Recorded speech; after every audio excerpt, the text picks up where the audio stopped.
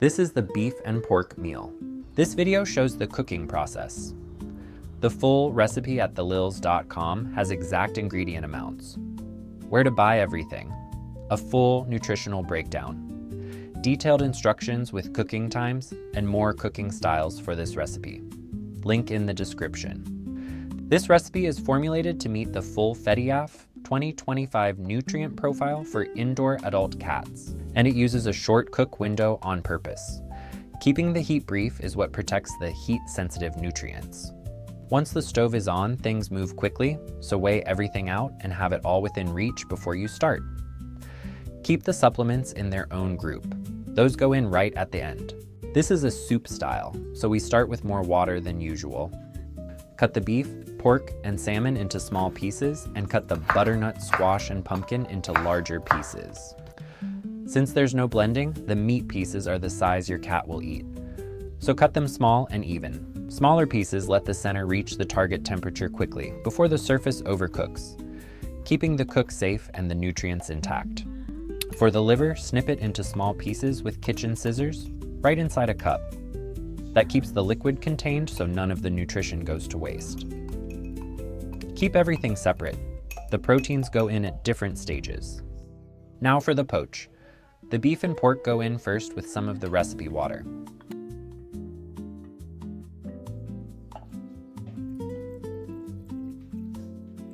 Cover, bring to a boil, then reduce to low and simmer for a few minutes until the outside turns pale. The centers are still undercooked. That's fine. Everything finishes together. Next, add the salmon and simmer for a couple of minutes, or until it flakes. Then check the center of the largest pieces with a thermometer. Everything needs to hit 165 Fahrenheit with no pink left. Once it does, turn off the heat and move the pot off the burner. Let the pot sit for a few minutes until the liquid cools down, then add the liver. Submerge every piece, cover, and leave it for a few minutes until the surface turns brown and the center reaches 165 Fahrenheit. Residual heat is enough. Direct flame would break down the nutrients that make liver worth including. Once it's done, remove the lid and let everything cool. While the meat cools, move to the second pot for the vegetables. Simmer the squash and pumpkin in the remaining water until they're tender enough to pierce with a fork.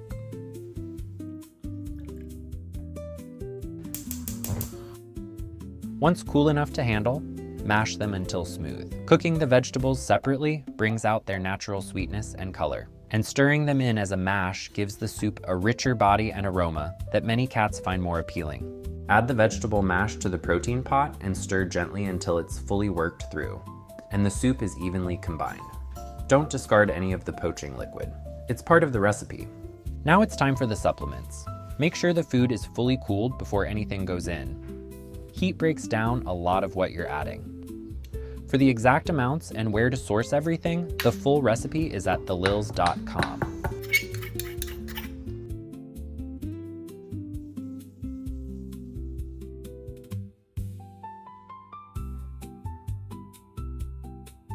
Give it a really good stir, more than you think it needs, until the supplements are evenly worked through.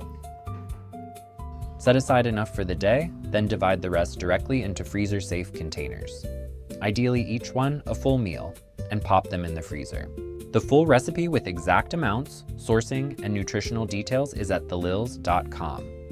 Link in the description. Enjoy making it, and I hope your cats love every bite.